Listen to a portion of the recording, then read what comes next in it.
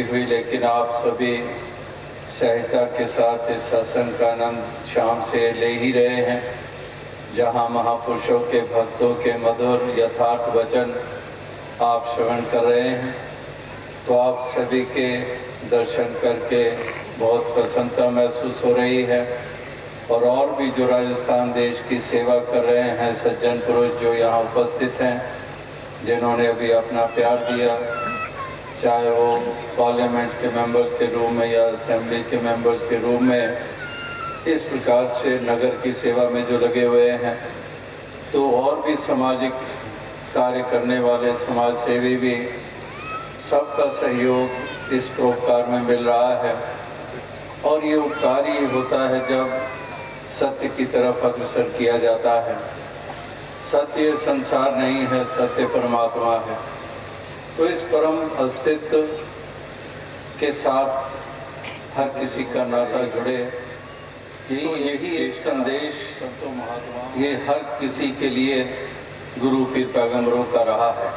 चाहे सतयुग, चाहे त्रेता, चाहे द्वापर, चाहे कलयुग, कोई भी रूप इस धरती पे आया, पैगंबरों के रूप में, वलियों के रूप में, भक्तों के रूप में, तो सब ने इस एक के साथ नाता जोड़ने की ही बात कही है।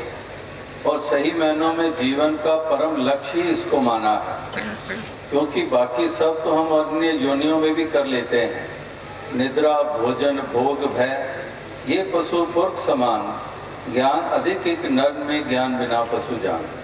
तो ये निद्रा, भोजन, भोग, भय, ये सब कुछ तो फिर किसी भी योनि में, चाहे जानवरों की योनियों में या पंछियों की योनियों में या कीड़े मकोड़ों की योनियों में, ये सब कुछ तो उन योनियों में भी प्राप्त हो जाता है। लेकिन जो प्रभु की प्राप्ति, उसके लिए इस इंसानी जन्म को पाना एक हीरे जैसा जन्म माना गया है।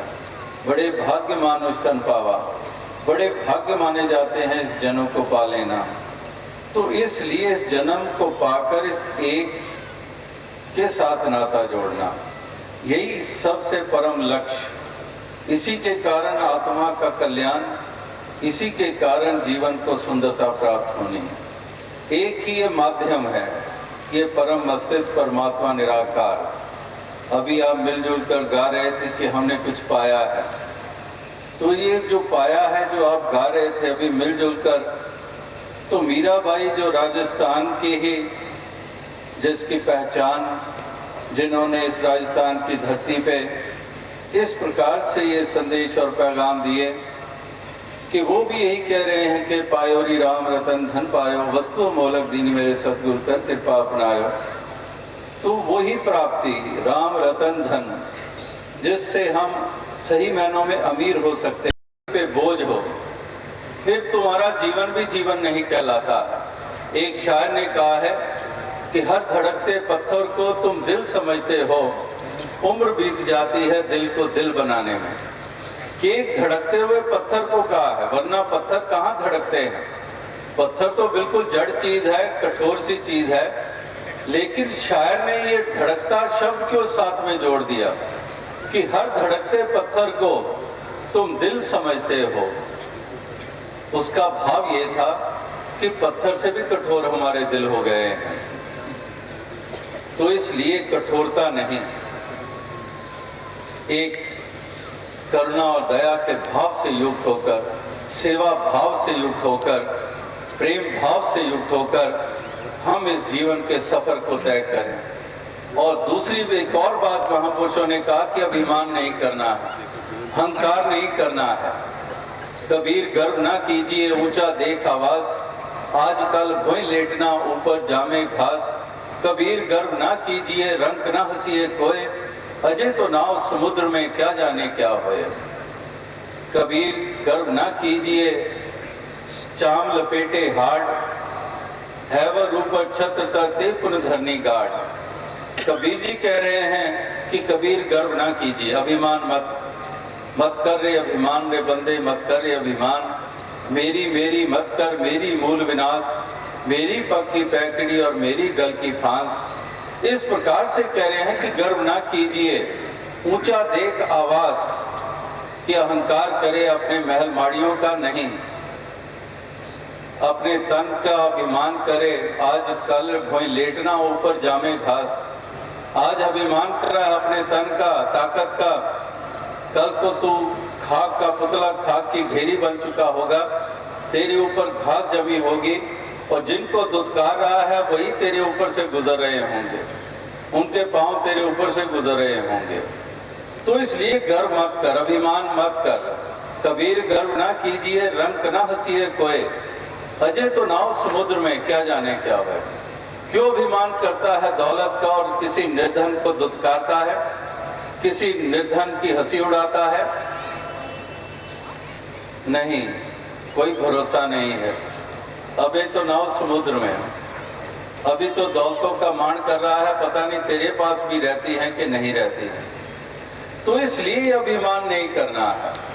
तो ये भी महापुरुषों की शिक्षाओं में एक श्रेष्ठता रखने वाला पहलू है कि हमने अभिमान नहीं करना है और दूसरे को नीचा नहीं मानना, नीचा साबित करने में लगा हुआ है। जैसे वो पति और पत्नी की मिसालें कई दफा आपने सुनी है कि किस प्रकार से एक पति और पत्नी वो जा रहे थे कार में, गाड़ी में, तो जाते जाते निगाह पड़ी, एक कोई पशु वहां थे, तबेला सा था, घोड़े भी थे, कुछ और भी सुअर इत्यादि। तो ऐसे वहां पर बकरियां इत्यादि वो इकट्ठे वहां पर गांव से गुजर रहे थे। तो वो नजर आए और पत्नी ने देख लिया कि वो सारे जानवर, और एकदम से अपने पति को संबोधित होकर कहती है कि सीधा देख रहे हो, जरा बाएं तो देख लो, अपने रिश्तेदारों के दर्शन तो कर लो। अब वो पति ने घूमकर देखा तो वो तो सारे जानवर थे। तो एकदम से कहता है बेशक इसमें कोई शक नहीं कि वो मेरे रिश्तेदार हैं, लेकिन वो मेरे ससुराल की तरफ से है। तो इस तरह से एक दूसरे को नीचा दिखाने में ही सभी लगे रहते हैं। और भक्त महापुरुष संत जिन्होंने ने ये कहा है कि आपस को जो जाने नीचा सही गनिए सबसे ऊंचा, कि जो अपने आप को निमाना मानता है वो सबसे ऊंचा होता है। कबीर जी ने कहा है कि कबीर सब ते हम बुरे, हम तज भलो सब कोय, कि मैं सबसे बुरा हूं और बाकी सब मेरे से श्रेष्ठ है। ये है विनम्रता। तो इस प्रकार से ये शिक्षाएं हम कब धारण करेंगे? क्या ये जीवन की लीला समाप्त होने के बाद करेंगे? फिर तो कुछ भी नहीं। ये सारी शिक्षाएं जीवन के लिए मायने रखते हैं। जितनी देर श्वास चल रहे हैं, जितनी देर हम परिवारों में जी रहे हैं, जितनी देर ये शरीर में हरकत है, जितनी देर ये धड़कन है दिल की, जितनी देर ये नब्ज चल रही है, इस सब का महत्व इस जीवन के साथ जुड़ा हुआ है। और अगर सारा जीवन हम बिता दें और ना प्यार, ना निम्रता, ना विशालता, ना दया, ना करुणा, ना सेवा भाव और सब कुछ इससे विपरीत, फिर किस तरह से आंखें उठाकर हरि की दरगाह में सामना करोगे? शर्मिंदगी ही शर्मिंदगी तुम्हारे हिस्से में आएगी। तो महापुरुषों ने तो उपकार इसलिए किए, जहां से दास ने बात आरंभ की कि इस परोपकार में अनेकों प्रकार के योगदान मिल रहे हैं। परोपकार इससे बड़ा और क्या होगा कि इंसान को असली वजूद उसका दे देना, इंसान को उसके इंसान होने की पहचान दे देना, एक आत्मा का परमात्मा से नाता जोड़ देना, इससे बड़ा उपकार और क्या होगा। तो इस परोपकार में जो भी जिस रूप में योगदान देते हैं वो मुबारक हुआ करते हैं। तो दास यही अरदास करेगा अंत में कि दातार प्रभु कृपा करें, आप सभी को तौफीक बख्शे, ताकि आप सभी जिन्होंने ये प्राप्ति की है, जो प्यार से जी रहे हैं, जो विशाल हृदय वाले हैं, जो विनम्र भाव वाले हैं, दातार कृपा करे कि ये भावनाएं बनी रहें और इस अवस्था को और मजबूती मिले। और दूसरी प्रार्थना उनके लिए है जो अभी भी अज्ञानता के अंधकार में जी रहे हैं, अभी भी भ्रम और भ्रांतियों में हैं। तो दातार उन पे कृपा करे कि वो भी इस गफलत की नींद से उठे, वो भी ज्ञान उजाला अपने जीवन में लाएं आत्मा को रोशन करें, मन को रोशन करें और वो भी एक ऐसे भव्य नागरिक बने इस देश के, क्या सारे संसार न बने, ऐसे वरदान बने। तो हर किसी के लिए ये शुभकामना प्रार्थना करते हुए दास आपसे इजाज़त चाहेगा, क्योंकि समय जो निश्चित था उससे भी हम आगे कुछ निकल चुके हैं, अभी और समय यहाँ लगेगा। तो जैसे दास ने कहा और आपने देखा ही है कि क्योंकि यहाँ पर आने में देरी हुई और इसीलिए ये समय आगे काफ़ी बढ़ता जा रहा है। तो शब्दों को विराम देते हुए दास अंत में फिर से अपनी खुशी जाहिर करेगा कि राजस्थान के इस इलाके, डूंगरपुर के इलाके में आकर जो प्राप्त हुई है, आपके दर्शन करके प्राप्त हुई है। तो इलाके के लिए भी दास शुभकामना करता है कि इस इलाके में रहने वाले भी तमाम लोग आगे से आगे बढ़ते चले जाएं, आध्यात्मिक रूप में भी बढ़ते जाएं, आर्थिक दृष्टि से भी आगे बढ़ते जाएं। साथ संगत जी सब चलो प्यार से कहिए धन्यकार। अभी इसी प्रकार भजन कीर्तन का कार्यक्रम निरंतर चलता रहेगा और थोड़ी थोड़ी पीछे सत्संगत अभी प्रशासन साथी और शासन सभी बैठ जाए, सभी आप सभी बैठ जाए। धीरे धीरे बारी बारी से नमस्कार की लाइन लगाएं। पहले पीछे से, कनात के पीछे से लाइन लगाएं। कनात के पीछे से सेवादल के महात्मा सभी पहन रहे, कनात के पीछे से महात्मा की लाइन लगाएं। तो धीरे धीरे महात्मा सभी बैठ जाए, बाकी सभी बैठ जाए, सभी बैठ जाए। अभी आगे सब बैठ जाए, महात्मा आगे से कोई नहीं उठे। अभी इसी का आनंद लीजिए, बैठ जाइए, सभी बैठ जाइए।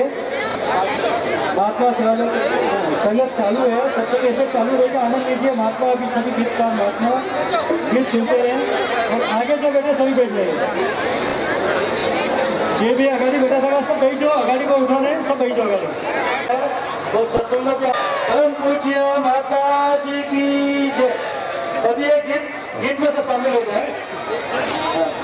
ये महात्मा केकड़ी से आए हुए हैं, ये राजस्थानी एक भाषा से अपने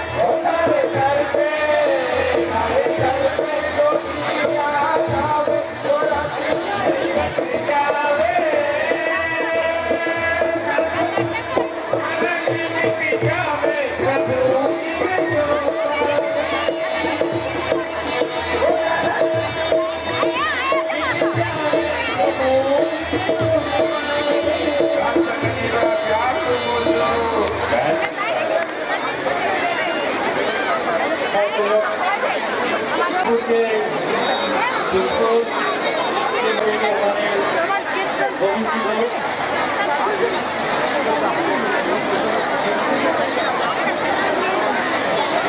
अरे आप सभी धीरे से लाइन लगाओ, अभी रुक जाओ जाओ, तो सब लेके बैठो, सब लेके बैठो, लेके आओ गाड़ी, बैठ जाओ नीचे। अरे सबने पहले जो है थोड़ी करना हो, आगे थोड़ी करना हो, सबने मुझको बोलेगा तो नमस्कार सबने बोलेगा, बैठ जाओ सब, सबने नमस्कार बोलेगा। ध्यान चलने पर कहा आप सब धीरे धीरे लाइन में लगाओ, एक हाथ लेके आओ, धीरे धीरे आओ, दे लाइन में, दे लाइन बनाई महात्मा ने भी ये भी क्या हो। अब बैठ जाओ, सब में से बैठ जाओ।